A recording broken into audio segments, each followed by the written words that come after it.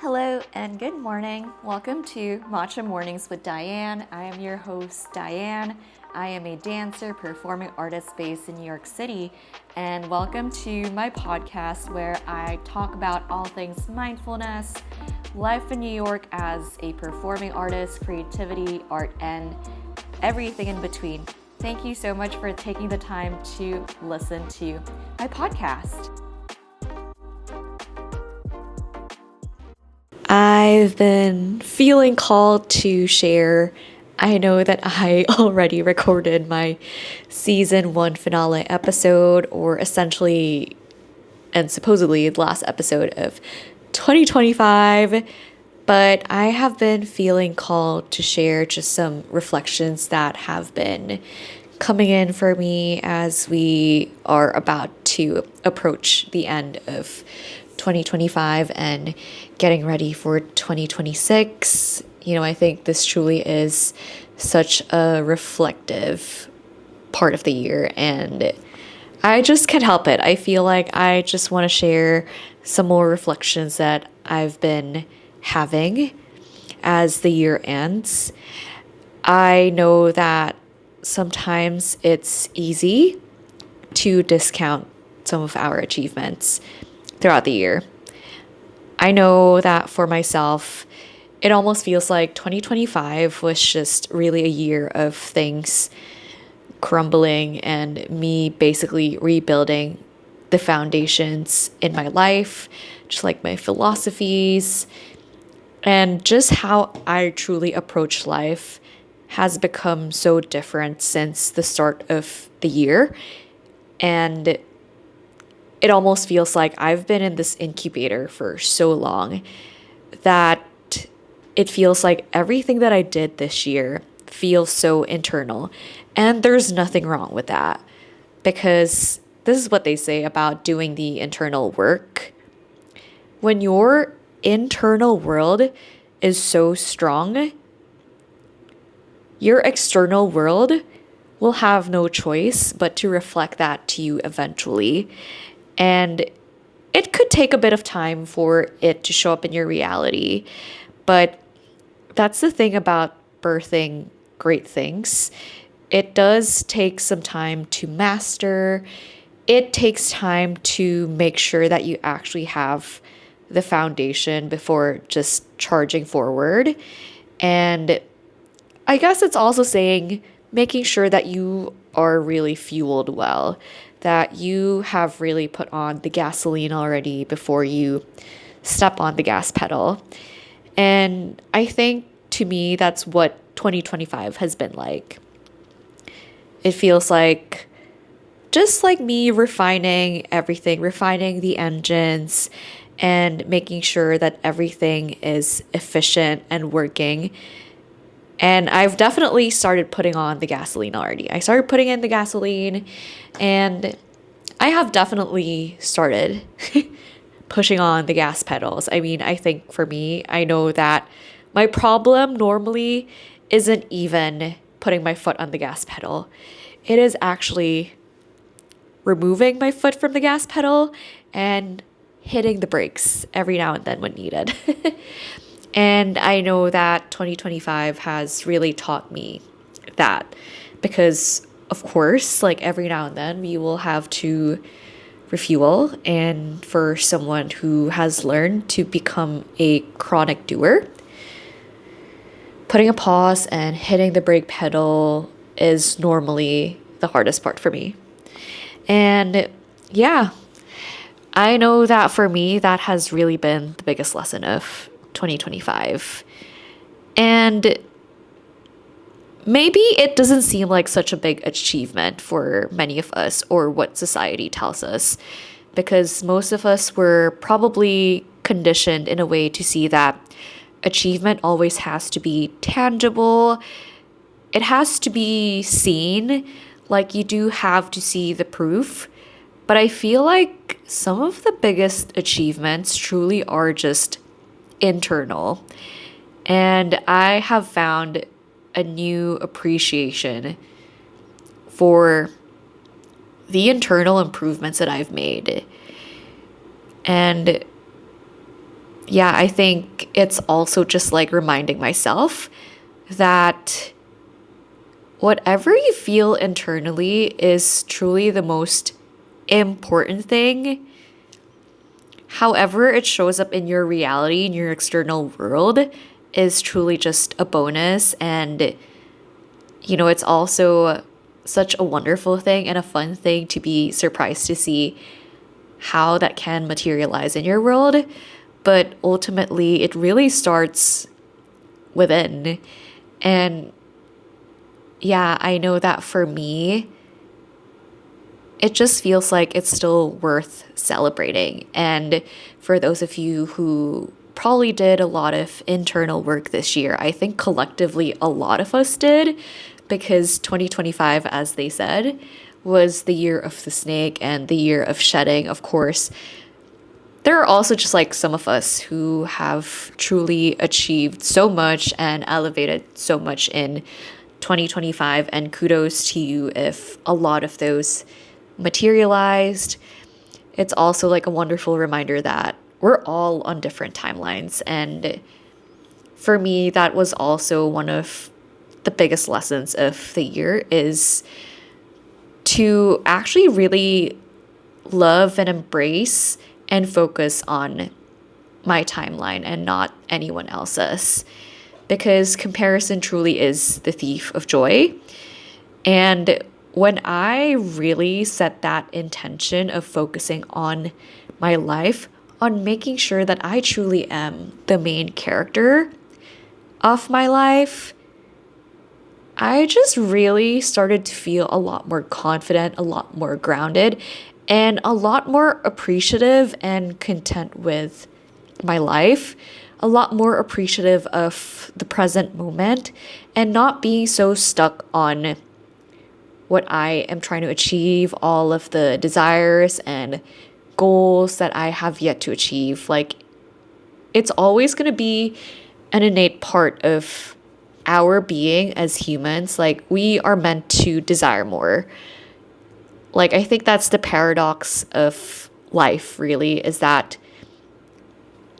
as much as we actually try to satiate, like this craving for more in life, it actually will never be satiated. And it's truly up to us to create that satisfaction and contentment in the present moment. And it is actually when we stay present that we start to receive like our desires in a more effortless manner with a lot more ease, because we have learned to just savor the moment for what it is. We also just like remember that truly life is in the now. And yes, it will always be a journey. 2025 has really helped me see how important it is to be present, and that presence is the thing that actually matters the most in this life. And that, yes, there's nothing wrong with having desires. It is such a human thing. And in fact, like, we also have to learn to be worthy of our desires, but we can only truly feel worthy of them when we've actually learned how to be so present with our lives. And sometimes that means slowing down. Slowing down and not being so caught up with what you've planned, what you have planned for like the next few months, the next few years.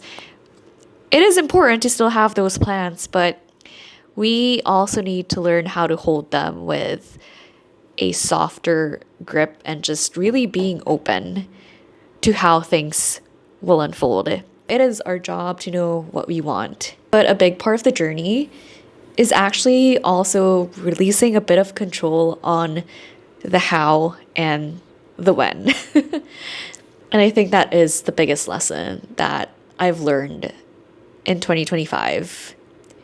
Truly The biggest gift, and I think the biggest accomplishment that I have made in 2025 is I don't think I've ever been as present as I have been in the past few years of my life than this year in 2025. And I have most of the challenges and the things that did not work out for me to thank, because all it did was force me to remember that the only thing that I have control over is myself and the present moment. Yeah, the rest truly is up to the universe's order and, of course, like how I plan to take action and how I am taking action. That's all that matters. It is not my job to know how this action will lead to certain events, certain opportunities in my life. I think that is also the relief that surrender gets to offer you, is really remembering that the only thing that you truly have control over is the present moment and yourself. How you truly see the present moment shapes the moments thereafter. It truly shapes your future. And it shapes how you also take action. I'm not saying always overthink, because being present actually doesn't take as much brain power. In fact, it requires less of your logic. It requires less of your ego. And truly just trusting what your soul wants. And that is freaking scary in the modern world. That is scary in this digital age where we're being fed so much information, and when certain people and certain influential people tell us that we're dumb if we're not consuming this much information, or if we don't know this much knowledge, that is still a little old school. And I know for me, I am still old school in certain ways. Like, there are certain traditions that, I still honor and keep. But I think being so old school and thinking that there is only one way and that there are only certain systems that work when it comes to consuming knowledge, that's already out. Because I feel like these traditional school systems, they fail to actually consider the way that each individual consumes and absorbs information. For some of us, we do not thrive in traditional school systems. Some of us do not actually absorb knowledge as quickly when we read. I know for myself, I was never an avid reader, and I think for so long I kind of felt so much shame around that, because for some reason I feel like I cannot sit through long readings, and for me it's even so hard to finish a book unless it's something that I'm so invested in, unless I feel like the story is something that I connect with deeply. But other than that, I feel like reading is just not my mode of consumption and the medium where I feel like I get to learn a lot of things. For me, I truly learn better like visually and through audio, and yeah, just really experiencing life. Yeah, I don't know like why I went out on a tangent with this. I just wanted to give you guys a reassurance that if 2025 didn't feel like you achieved much, or it doesn't feel like you have something to show, I am here to reassure you that's not a bad thing. In fact, that actually might be a really good thing, because in a world that's so overly stimulated, that is so addicted to overconsumption and overproduction, it is such a rebellious act to actually pause and do things a bit more intentionally. I feel like we have lost the art of slowness and intentionality. And I think we are going to start seeing more of that again in 2026. So don't fret. I am here to tell you that I am proud of you if the most that you think you've done this year is shed, is let go of a lot of things that no longer serve you, because even that is worthy enough to be seen as an achievement. Not everyone is capable of letting go of things that no longer serve them, of letting go of things that weigh them down because they do not have the ability to pause and to sit through the discomfort that you really experience when it comes to doing the internal work. And I promise you that 2026 will be even greater because now you have a more solid foundation. And I think you'll be able to look back at 2025 with a lot more gratitude because you have done the work and you leaned into the uncomfortable part, which is slowing down and peeling back the layers on who you truly are and allowing that to shine through now. I just know in my bones and in my soul that 2026, many of us will be ready to shine because of what we've shed in 2025.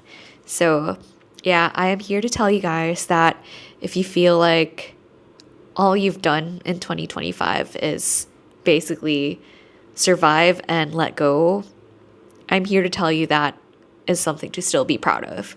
That is still a big achievement. And I already know that 2026 is already going to be a big year for you because you have set the foundation. You are ready to go full speed now. I hope that you guys believe in that too. I hope that you can also be able to see that 2026 has a lot more in store for you and be able to approach the year now with a lot more optimism, a lot more hope, a lot more confidence, and just a lot more energy. I know for myself that I just feel like with 2025 being a preparation heavy season, 2026, I'm just ready. I think a lot of us are ready. I am proud of you and I will be cheering you on into 2026. It's only going to get better from here. Thank you so much for listening to this episode, and I am wishing you guys a happy new year, and I will see you in 2026.